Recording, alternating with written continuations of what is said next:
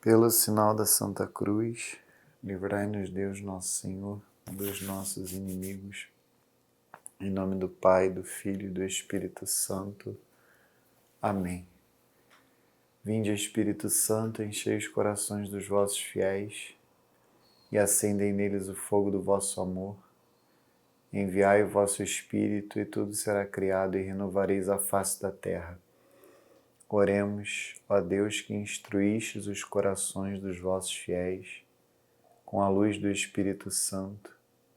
Fazei que apreciemos retamente todas as coisas segundo o mesmo Espírito e gozemos sempre da sua consolação. Por Cristo Senhor nosso. Amém. Ave Maria, cheia de graça, o Senhor é convosco. Bendita sois vós entre as mulheres. Bendito é o fruto do vosso ventre, Jesus. Santa Maria, Mãe de Deus, rogai por nós, pecadores, agora e na hora de nossa morte. Amém. Santo anjo do Senhor, meu zeloso guardador, se a ti me confio a piedade divina, sempre me rege, guarda, governa e ilumina. Amém. Glória ao Pai, ao Filho e ao Espírito Santo, assim como era no princípio, agora e sempre, por todos os séculos dos séculos. Amém. Nossa Senhora Auxiliadora, glorioso e castíssimo São José, rogai por nós. São João Bosco e São Pio de Pietrelcina, rogai por nós. São Pio X e São João Paulo II, rogai por nós. Em nome do Pai, do Filho e do Espírito Santo. Amém. Hoje nós daremos início aqui na Escola de Catequese São Pio X a um novo projeto que eu anuncio com muita alegria. Recentemente, eu imagino que alguns de vocês tenham visto, eu gravei um testemunho que eu demorei aproximadamente uns 2 anos para gravar. Foi algo assim muito pensado, de alguma maneira meditado, rezado e finalmente no início de 2025, depois, como eu falei, de quase 2 anos, eu decidi gravar esse testemunho.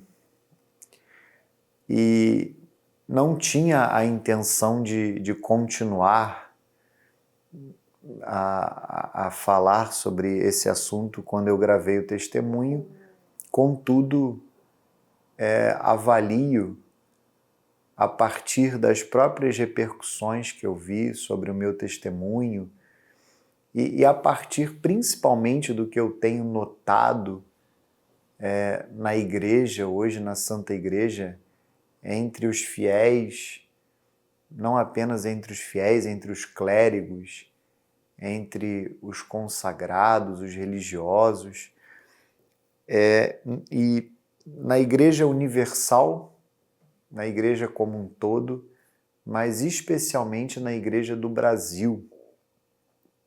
Eu percebo que há uma necessidade, e faço isso com muita humildade, uma necessidade de eu continuar aquelas reflexões que eu iniciei no meu testemunho.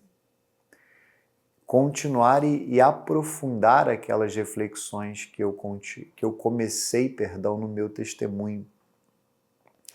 A partir até de alguns comentários, de alguns apontamentos que foram feitos, de alguns questionamentos, eu percebo que muitas almas sofrem hoje na Santa Igreja, muitas almas padecem de um certo direcionamento, muitas almas estão de fato perdidas a respeito do que é ser católico, naquilo que há de mais básico. E infelizmente eu tenho visto muitas pessoas enveredarem por um mau caminho, por um caminho que não é católico. É um caminho que eu mesmo já trilhei, como eu falei no meu testemunho. E justamente por eu ter trilhado esse caminho e ter me considerado resgatado por Deus desse mau caminho, eu decidi iniciar esse projeto que nada mais é do que um aprofundamento daquilo que eu falei no meu testemunho.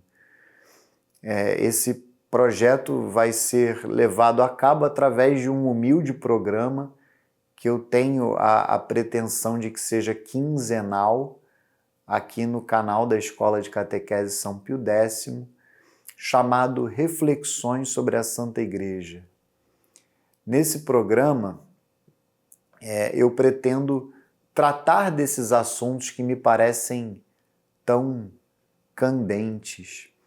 E eu gostaria, nesse primeiro programa, na primeira edição do programa Reflexões sobre a Santa Igreja, eu gostaria aqui de fazer um chamado, um humilde chamado a todos aqueles católicos que se manifestam de alguma forma nas redes sociais, seja por escrito, seja através de vídeos, através de programas também.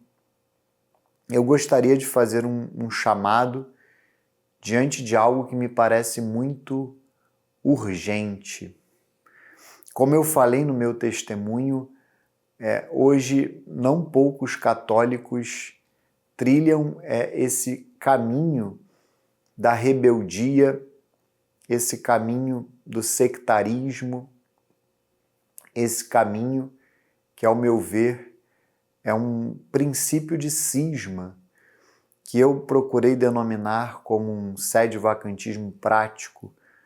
E esse movimento ele se manifesta nos mais diversos âmbitos hoje na Santa Igreja. Como eu falei, na Santa Igreja como um todo, mas eu me refiro mais especialmente à Igreja do Brasil.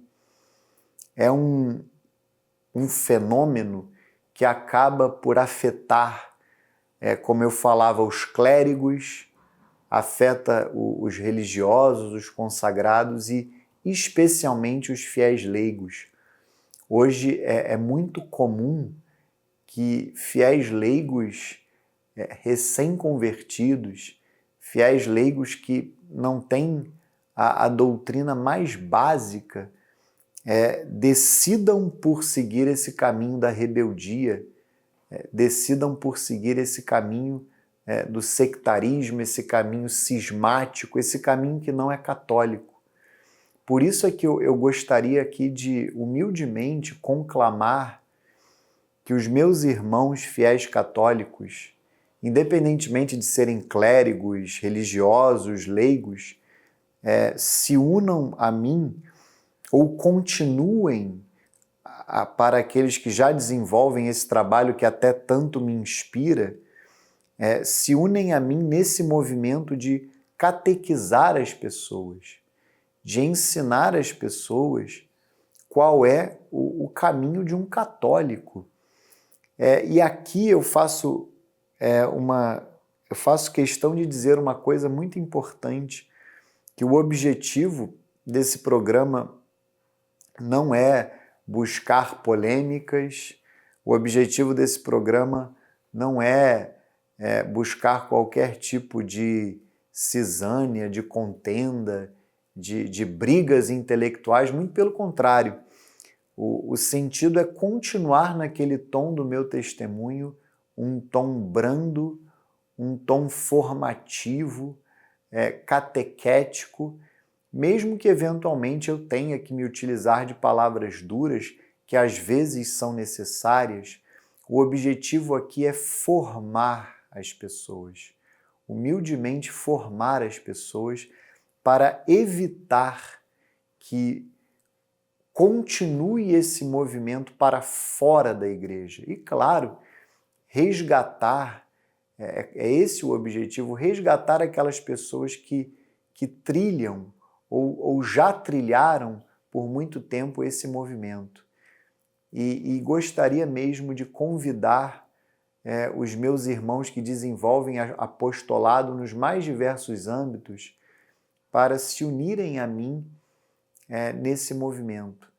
Já tenho encontrado alguns irmãos católicos que, preocupados como eu com esse movimento, têm atuado para debelar esses erros, mas aqui eu renovo esse convite para que nos unamos como fiéis católicos para, de fato, mostrar o que é ser católico, com fundamento na catequese básica mesmo, na doutrina da Santa Igreja, e claro, depois desse preâmbulo mais geral, cheguemos, claro, aos casos concretos, aos erros mais concretos que têm aparecido nesse momento tão difícil pelo qual passa a Santa Igreja e também a própria sociedade.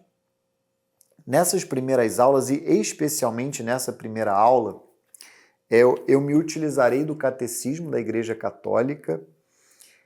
Foi uma decisão até recente, porque a minha ideia depois dessa primeira aula, utilizar o Código de Direito Canônico, o Código de Direito Canônico de 1983, de São João Paulo II. A minha ideia é, a partir do Código de Direito Canônico, refletir sobre o que é ser católico, desde a ótica dos fiéis. Foi esse o caminho que eu decidi trilhar, refletir sobre o que é ser católico desde a ótica dos fiéis e depois passar para as lições que a lei canônica nos dá a respeito da figura do Santo Padre, o Papa, das figuras dos bispos, das figuras dos párocos. Hoje tenho a convicção que muitos católicos não fazem a menor ideia do que é ser um fiel, não fazem a menor ideia de quem é o Santo Padre, o Papa, não fazem a menor ideia do que é a Santa Igreja Universal, de quem são os bispos, do que é uma diocese, de quem são os párocos, os sacerdotes, do que é uma paróquia. Eu fico realmente escandalizado com o que eu tenho visto e escandalizado mesmo ao notar que eu próprio agia dessa maneira. Eu gravo esse programa no dia 12 de maio de 2025, 4 dias depois da eleição do Papa Leão XIV.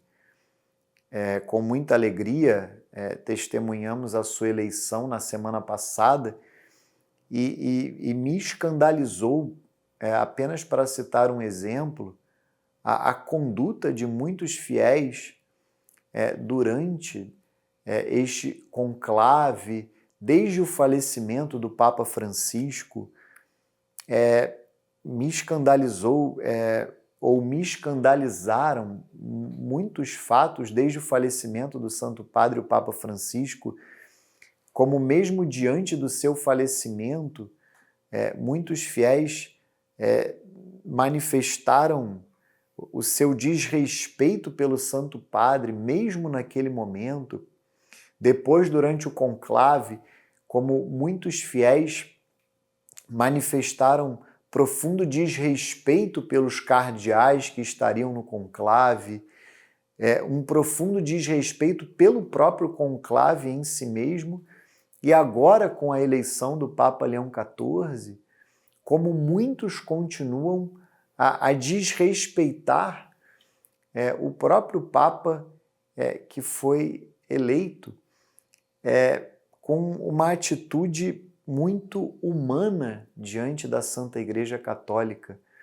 Recentemente eu ouvi de um amigo algo que me tocou profundamente, como muitos católicos perderam completamente a noção do que é a Santa Igreja, de como a igreja é muito mais invisível do que visível, perderam completamente a noção desse lado que é o mais importante, transcendente, sobrenatural da Santa Igreja Católica.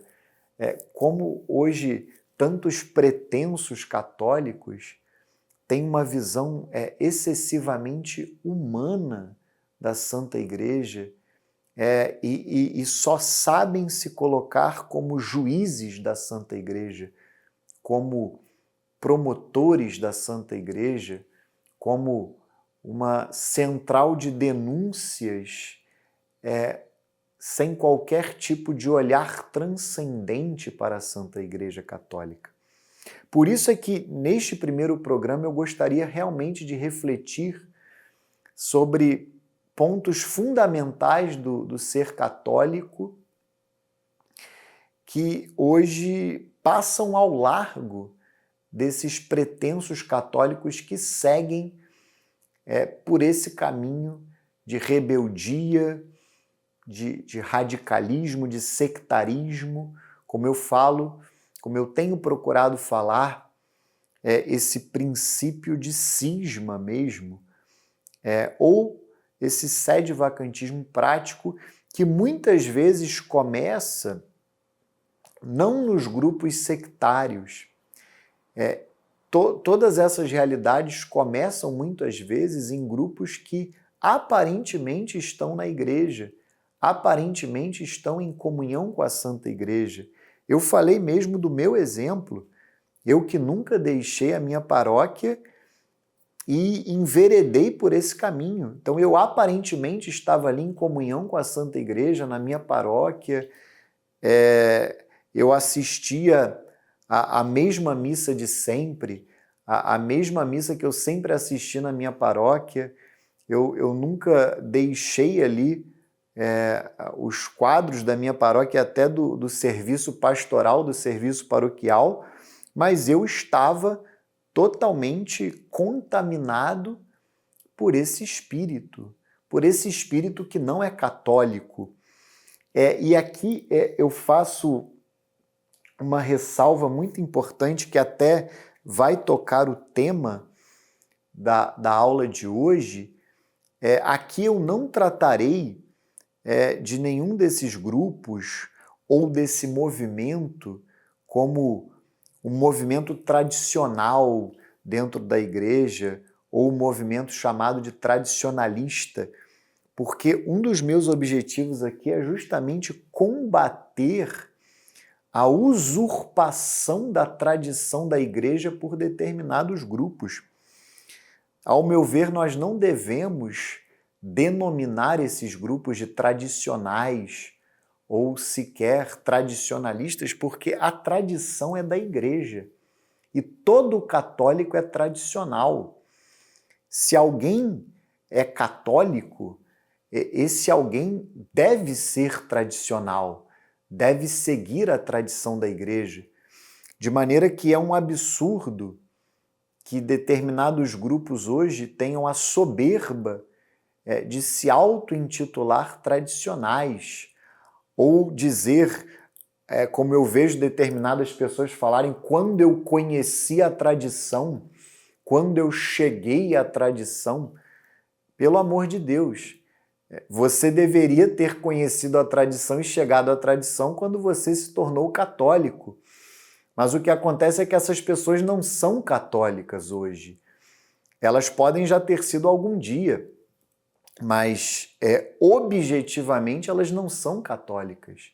Se uma pessoa afirma que a tradição está com o grupo A ou o grupo B, essa pessoa não é católica, porque ela indiretamente está a dizer que a igreja não é mais tradicional, que a igreja não tem mais a tradição, e isso é um cisma. Isso é um sedevacantismo mesmo que prático. Isso não é admissível para um católico. A tradição ela é da igreja. Ela é da igreja de 2000 anos, não do grupinho A, do grupelho B, com todo respeito. Isso é um absurdo. Por isso é que aqui eu evitarei falar de movimento tradicional, muito pelo contrário. O católico ele deve ser tradicional.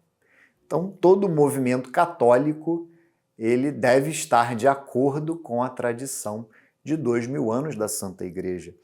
E é sobre este ponto, inclusive, que eu gostaria de começar a falar, quando o Catecismo da Igreja Católica, no seu parágrafo 74, ele fala da transmissão da revelação divina. Porque as pessoas que enveredam por esse caminho, como eu enveredei, elas descumprem a catequese básica da Igreja a respeito da transmissão da revelação divina. A transmissão da revelação divina, assim ensina a doutrina tradicional da Igreja, ela tem um tripé. A Sagrada Escritura, a Sagrada Tradição, a tão propalada Sagrada Tradição, que é a da Igreja, não desses grupos, e essas pessoas esquecem o terceiro elemento desse tripé, que é o magistério da Igreja. E esse é um grave problema. São pessoas que, sob a pretensão e a desculpa de defenderem a tradição, negam o magistério da Igreja. São pessoas que afirmam e vivem como se o magistério da Igreja tivesse deixado de existir, ou como se o magistério da Igreja não fosse visível. São pessoas que não se submetem, não estão em comunhão com o magistério visível da Igreja hoje. E esse é o primeiro ponto que eu gostaria de enfrentar neste programa. Eu vou tratar neste programa de 2 pontos. O primeiro é este, a defesa do tripé da transmissão da revelação divina, tradição apostólica, que se subdivide em Sagrada Escritura e Sagrada Tradição, ambas servidas pelo magistério da Igreja, que se mantém ao longo dos séculos pela sucessão apostólica, como ensina o Catecismo da Igreja Católica. E o segundo ponto é justamente aquele que eu tratava no início do programa, a visão sobrenatural que nós devemos ter do mistério da Igreja, porque muitas pessoas hoje tratam a Igreja como uma realidade meramente humana e perderam completamente a fé na Santa Igreja Católica. Então vejamos que esses grupos que se auto-intitulam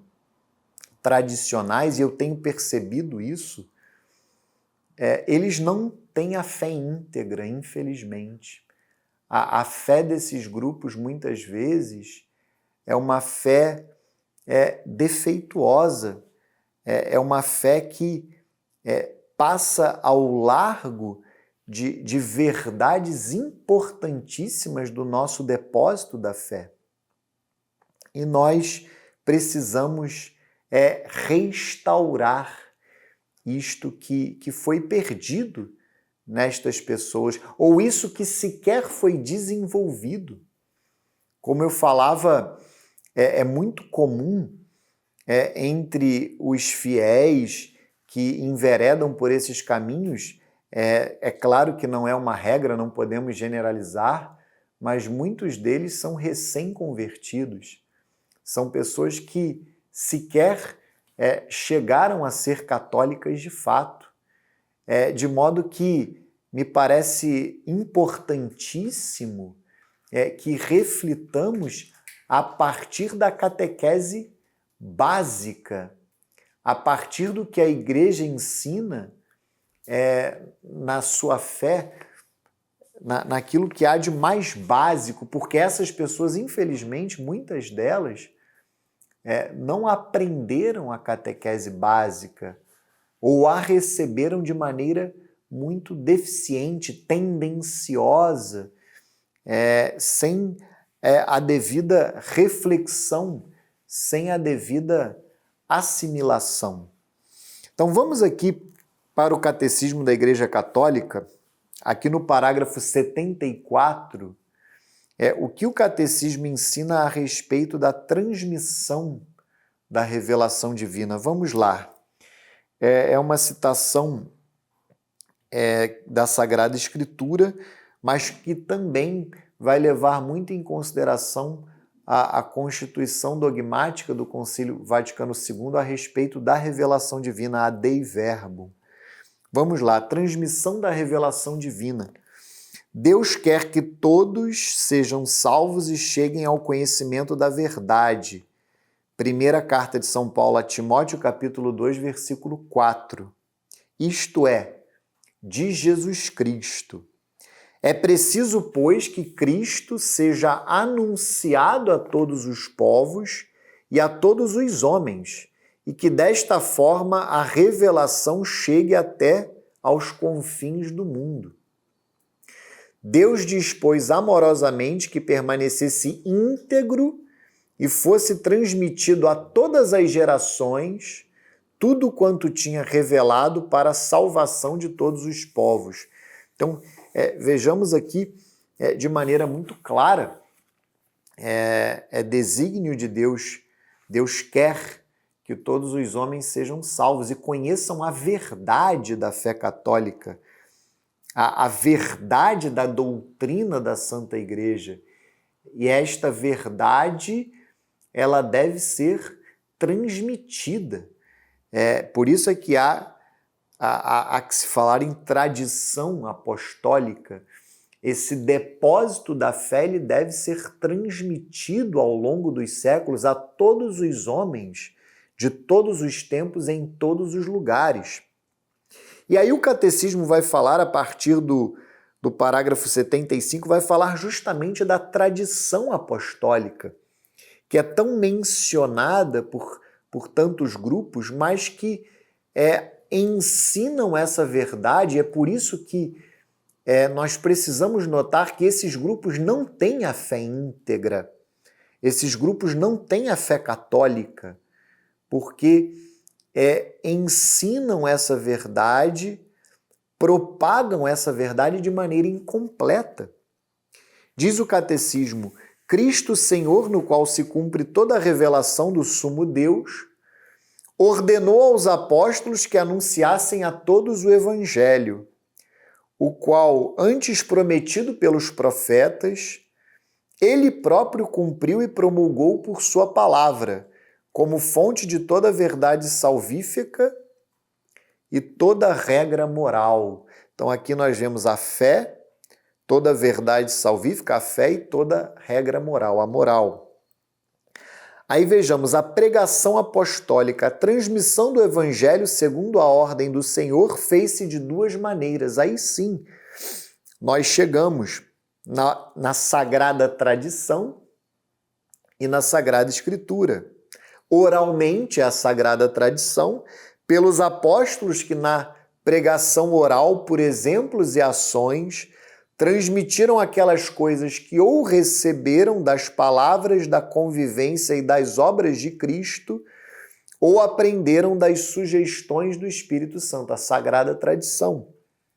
E agora, a Sagrada Escritura, por escrito, como também por aqueles apóstolos e varões apostólicos que, sob inspiração do mesmo Espírito Santo, puseram por escrito a mensagem da salvação. Então vejam, de maneira muito clara, essas duas realidades. Dentro da tradição apostólica, encontramos estas duas realidades, a Sagrada Tradição e a Sagrada Escritura. Contudo, vem o terceiro elemento desse tripé no parágrafo seguinte, no parágrafo 77, que é o magistério da Igreja, o sagrado magistério, continuada na sucessão apostólica, para que o Evangelho sempre se conservasse inalterado e vivo na Igreja. Os apóstolos deixaram como sucessores os bispos, a eles transmitindo seu próprio encargo de magistério. Com efeito, a pregação apostólica expressa de modo especial nos livros inspirados, deve ser conservada por sucessão contínua até a consumação dos tempos. Esta transmissão viva realizada no Espírito Santo é chamada de tradição, porquanto distinta da Sagrada Escritura, embora intimamente ligada a ela. Por meio da tradição, a Igreja, em sua doutrina, vida e culto, perpetua e transmite a todas as gerações tudo o que ela é, tudo em que crê. O ensinamento dos Santos Padres testemunha a presença vivificante desta tradição, cujas riquezas se difundem na prática e na vida da Igreja, crente e orante. Assim, a comunicação que o Pai fez de si mesmo por seu Verbo no Espírito Santo permanece presente e atuante na Igreja.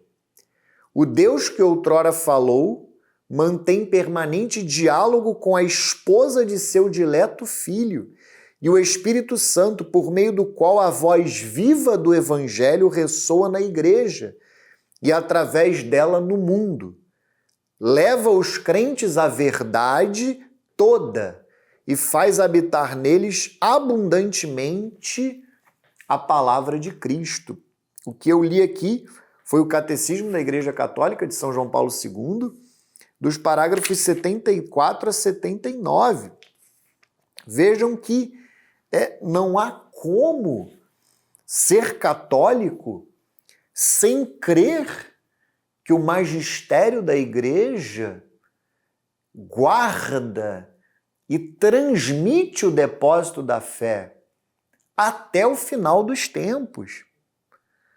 Nós temos, de maneira muito clara, apenas para citar um exemplo, a promessa de nosso Senhor Jesus Cristo, quando se dirige a São Pedro, e eu até encerrarei a aula com esta passagem: as portas do inferno não prevalecerão. E o que mais vemos hoje são pessoas e grupos que agem como se o magistério da Igreja não existisse, que arrogam para si um pretenso dever de defender a tradição, como se o magistério da Igreja tivesse deixado de existir. São grupos que claramente atentam contra a visibilidade da Igreja e contra esta verdade que é o magistério da Santa Igreja Católica, o sagrado magistério, que ao lado da sagrada tradição e da sagrada escritura compõe esse tripé da transmissão da revelação divina. E isso é doutrina da Igreja. Vejam que essas pessoas realmente perderam a fé. Essas pessoas têm um defeito na sua fé, que muitas vezes sequer foi formada. E isso é o que mais triste há. É o que nos dá muita tristeza ao notar que muitas pessoas sequer se convertem, sequer se tornam católicas, passam ao largo do que é ser católico. Supostamente se tornam católicas sem ter uma mentalidade católica, sem ter uma visão católica. Ficam com uma visão rebelde, uma visão inadmissível para um católico. Apenas para dar um exemplo, é como se um protestante, isso tem acontecido com muitas pessoas e nós testemunhamos isso com muita alegria, é como se um protestante se convertesse supostamente à fé católica, mas conservasse uma série de ranços oriundos do seu ser protestante.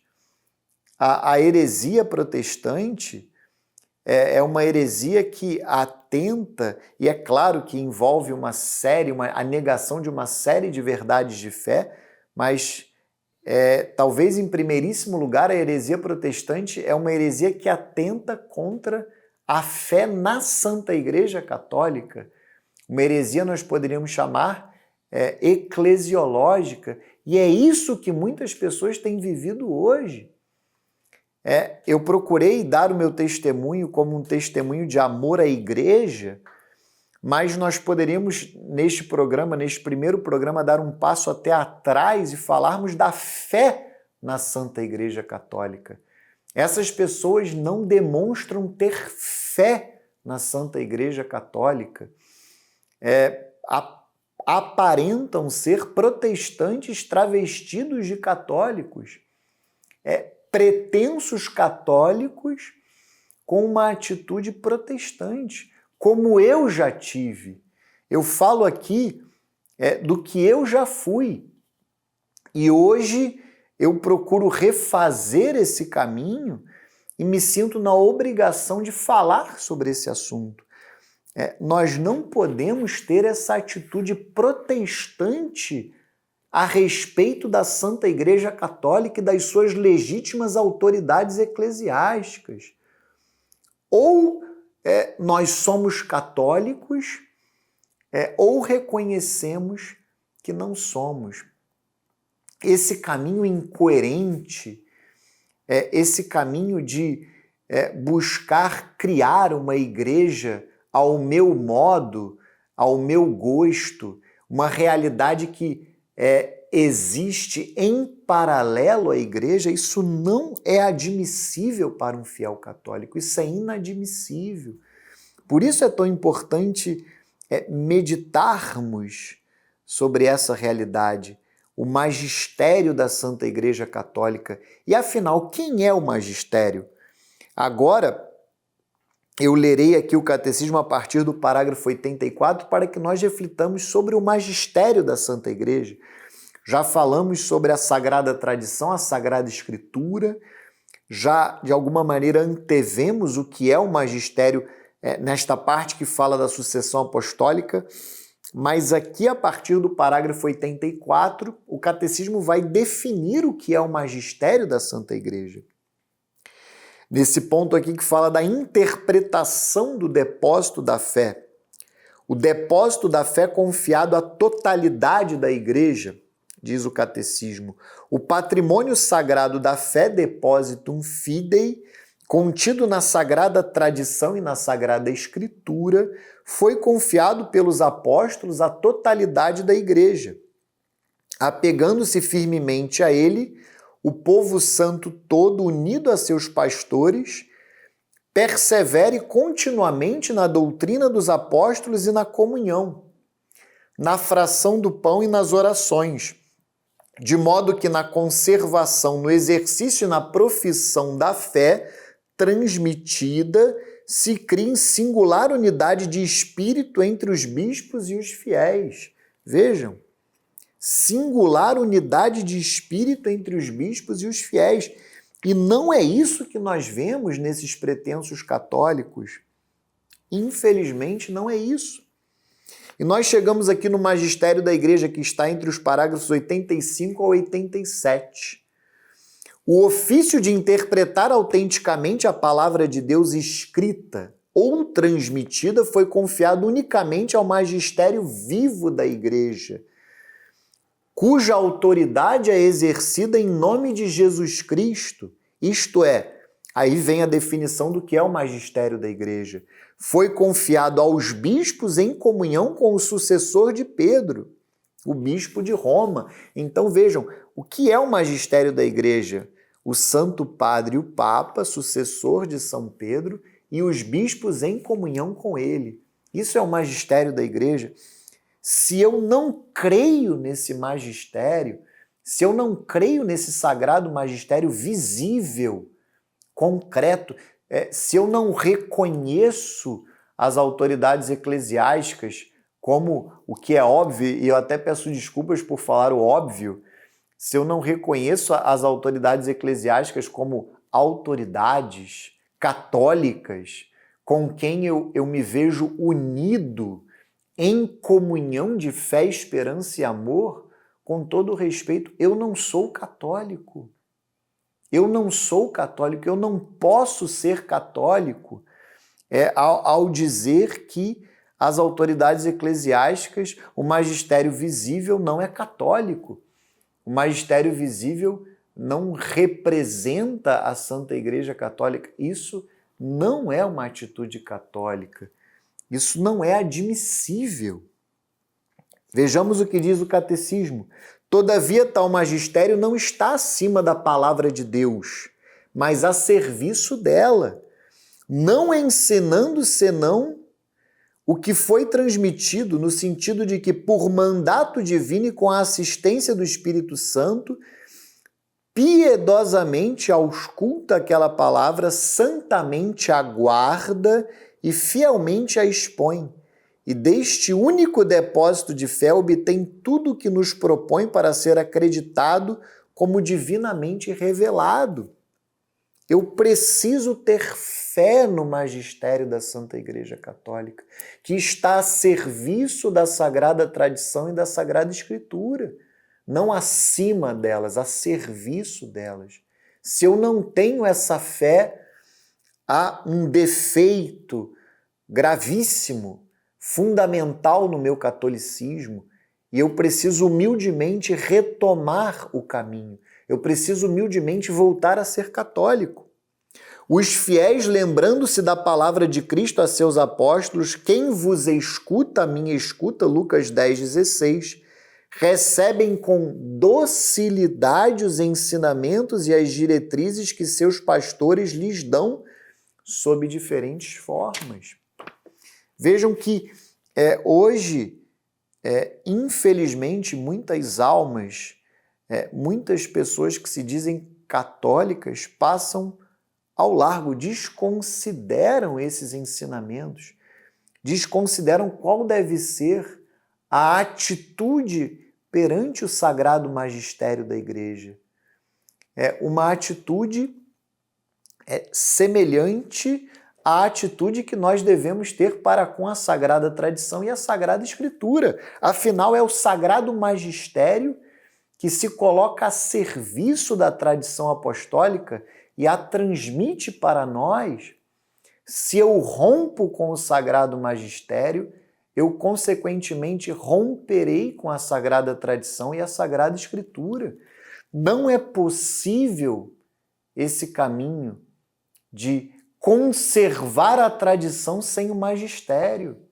Isso é uma aberração da natureza católica. Isso é uma aberração do que é ser católico. Isso é algo lógico. É algo que devia estar claro para nós. E eu seria aqui ainda mais claro, essa é uma grande artimanha do demônio na igreja e, consequentemente, na sociedade contemporânea, na sociedade e na igreja dos nossos tempos.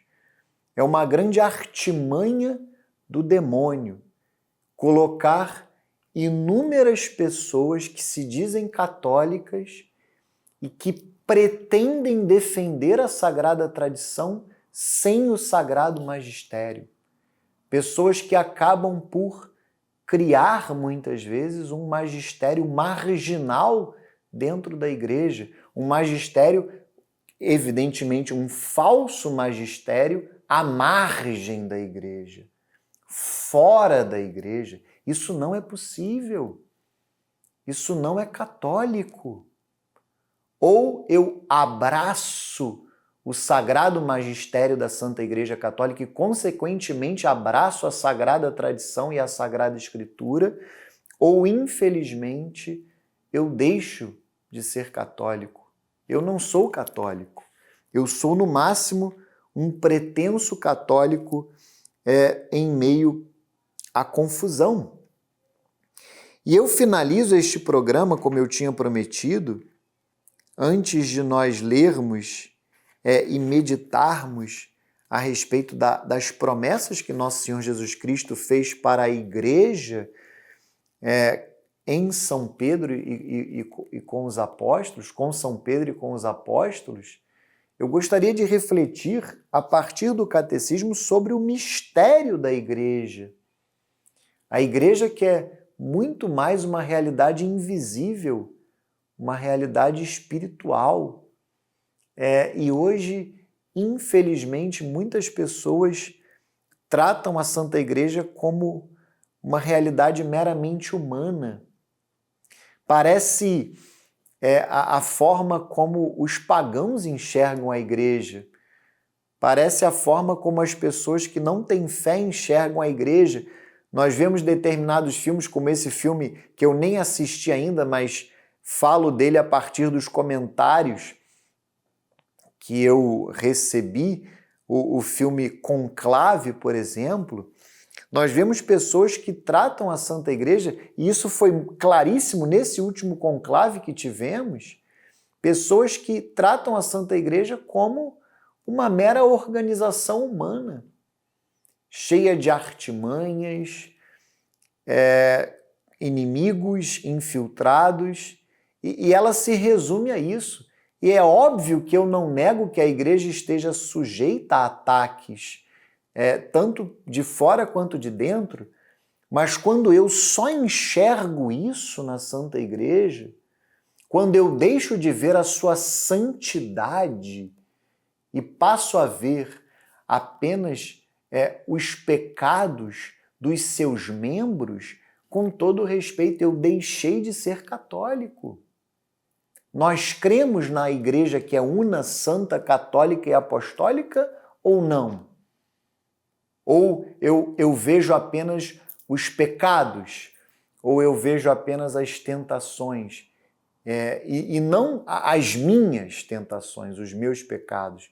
Porque é muito claro nessas pessoas como elas dificilmente olham para o seu próprio umbigo, dificilmente olham para as chagas que assolam os membros da Santa Igreja, o que é inegável, mas não dirigem os seus olhares primeiramente para elas próprias.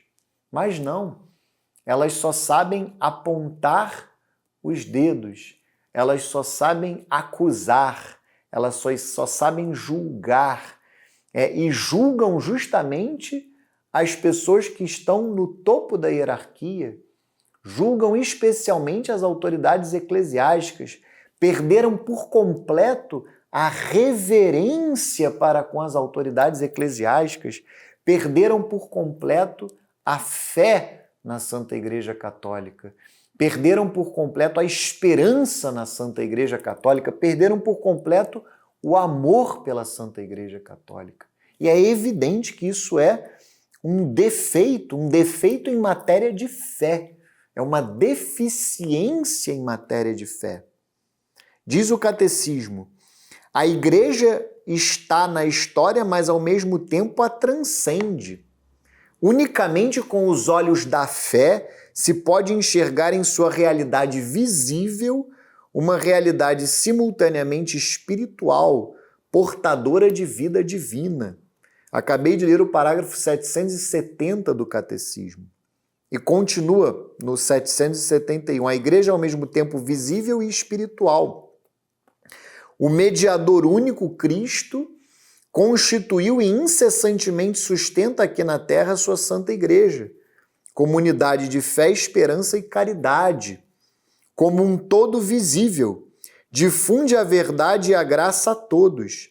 A igreja é ao mesmo tempo, sociedade provida de órgãos hierárquicos e corpo místico de Cristo. Assembleia visível e comunidade espiritual. Igreja terrestre e igreja enriquecida de bens celestes. Essas dimensões constituem uma só realidade complexa em que se funde o elemento divino e o elemento humano. Aí aqui uma citação da Sacrosanto Concilium e do doutor da Igreja São Bernardo de Claraval. A Igreja caracteriza-se por ser humana e ao mesmo tempo divina, visível, mas dotada de dons invisíveis, fervorosa na ação e devotada à contemplação, presente no mundo e, no entanto, peregrina. Tudo isso de modo que nela tudo que é humano se ordene ao divino e a ele se subordine, o visível ao invisível, a ação à contemplação, a realidade presente e a cidade futura para a qual caminhamos, diz a Sacrosanto Concilium.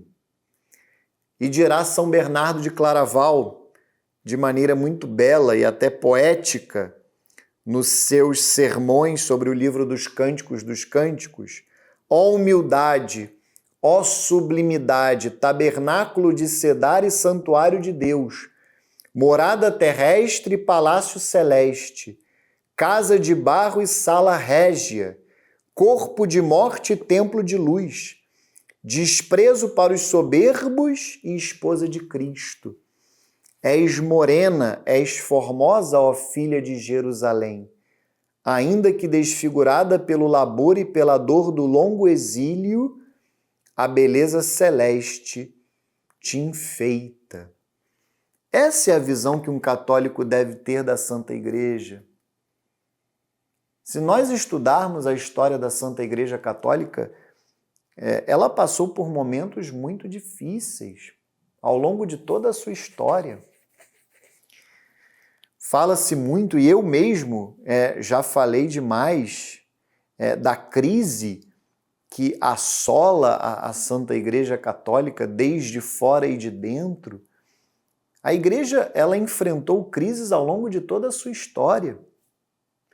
Nós não podemos nos valer desta realidade de crise que sempre ameaça a Santa Igreja desde fora e desde dentro para deixarmos de ser católicos, para deixarmos de ter um olhar místico, sobrenatural, espiritual para a Santa Igreja, que é o que tem acontecido com muitas pessoas. E esse conclave deixou isso bem claro. Pessoas constantemente a se comportar como jornalistas sem fé diante daquele mistério que acontecia sob os nossos olhos.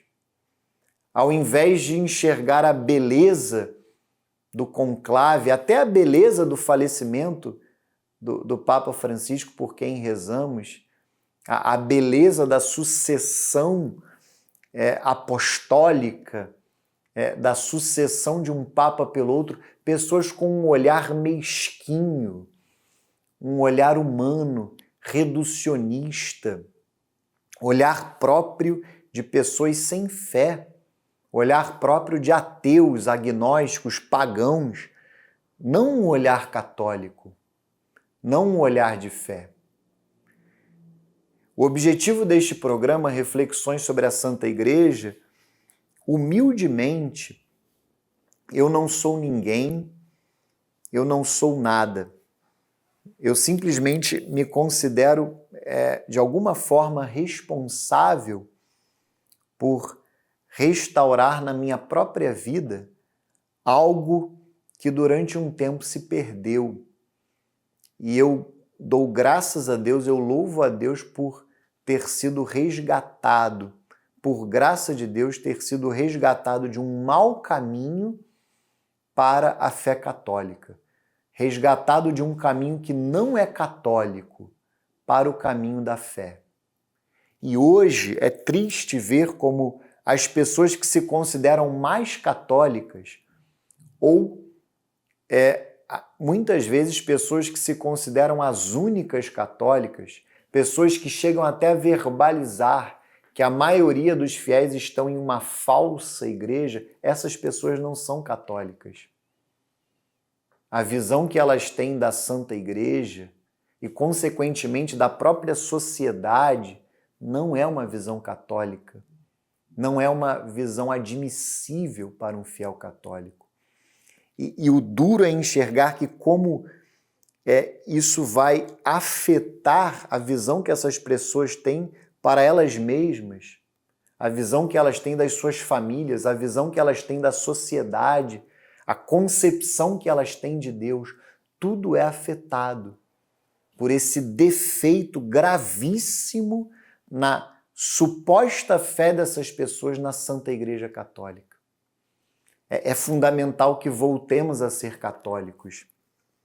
É fundamental que voltemos a ter um olhar católico para a Santa Igreja, um olhar católico para a realidade que nos cerca. E eu encerro aqui com essa passagem que eu prometi, a passagem que está no Evangelho de São Mateus, capítulo 16, versículos 13 a 19.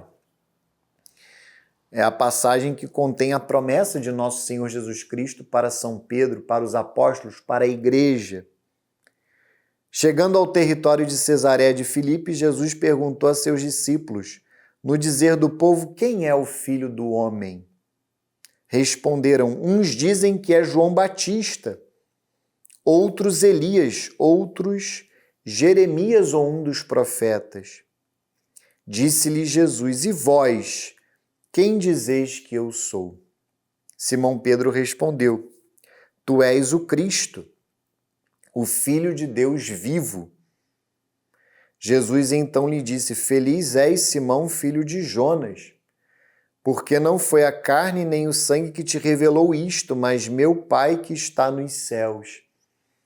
E eu te declaro, tu és Pedro, e sobre esta pedra edificarei a minha igreja. As portas do inferno não prevalecerão contra ela. Eu te darei as chaves do reino dos céus. Tudo que ligares na terra será ligado nos céus, e tudo que desligares na terra será desligado nos céus. Ou eu creio nessas palavras de nosso Senhor Jesus Cristo, ou eu não sou católico. Ou eu creio nessa promessa concretamente, ou eu não sou católico. Ou a minha visão é a daqueles que no tempo de nosso Senhor Jesus Cristo não tinham fé nele. Eu estou entre aqueles que pensam que nosso Senhor é São João Batista, Jeremias ou um dos profetas. Ou eu sou católico e creio na promessa que nosso Senhor Jesus Cristo fez à sua igreja, sem ingenuidade, sem pensar que a Santa Igreja não passa, muitas vezes, por tempestades. Não se trata aqui de ser ingênuo, trata-se de ser católico. Não se trata de dourar a pílula, de fingir que não há problemas, que não há dificuldades, evidentemente que há, mas essas dificuldades elas decorrem principalmente dos nossos pecados e dos meus em particular, porque são esses pecados que eu consigo lutar mais diretamente. E o que mais nós vemos hoje são pessoas soberbas que não buscam concretamente se converter ou não o suficiente, mas passam a vida a apontar os dedos para a Santa Igreja visível, para as suas autoridades eclesiásticas. Eu sei porque eu já trilhei esse caminho. Eu já passei por isso e até hoje tenho a tentação de voltar. É algo que demanda um exame de consciência diário. Voltemos a crer na Santa Igreja Católica, voltemos a esperar na Santa Igreja Católica, voltemos a amar a Santa Igreja, voltemos a ser católicos e abandonemos definitivamente esses maus caminhos que se apresentam como verdadeiras tentações, como artimanhas de Satanás para tirar pessoas da Santa Igreja, tirar almas do único caminho de salvação. Entreguemos então para Nossa Senhora os frutos deste primeiro programa e a partir do próximo, um programa que eu espero em Deus que consiga ser quinzenal, nós começaremos a refletir sobre o que é ser um fiel católico à luz dos ensinamentos do Código de Direito Canônico, da lei canônica da Igreja. Em nome do Pai, e do Filho e do Espírito Santo. Amém. Ave Maria, cheia de graça, o Senhor é convosco. Bendita sois vós entre as mulheres, bendito é o fruto do vosso ventre, Jesus. Santa Maria, Mãe de Deus, rogai por nós, pecadores, agora e na hora de nossa morte. Amém. Santo anjo do Senhor, meu zeloso guardador, se a ti me confiou a piedade divina, sempre me rege e guarda, governa e ilumina. Amém. Glória ao Pai, ao Filho e ao Espírito Santo, assim como era no princípio, agora e sempre, por todos os séculos dos séculos. Amém. Nossa Senhora Auxiliadora, glorioso e castíssimo São José, rogai por nós. São João Bosco e São Pio de Pietrelcina, rogai por nós. São Pio X e São João Paulo II, rogai por nós. Em nome do Pai, do Filho e do Espírito Santo. Amém. Fiquem com Deus, sejam bem-vindos e até o próximo programa Reflexões sobre a Santa Igreja.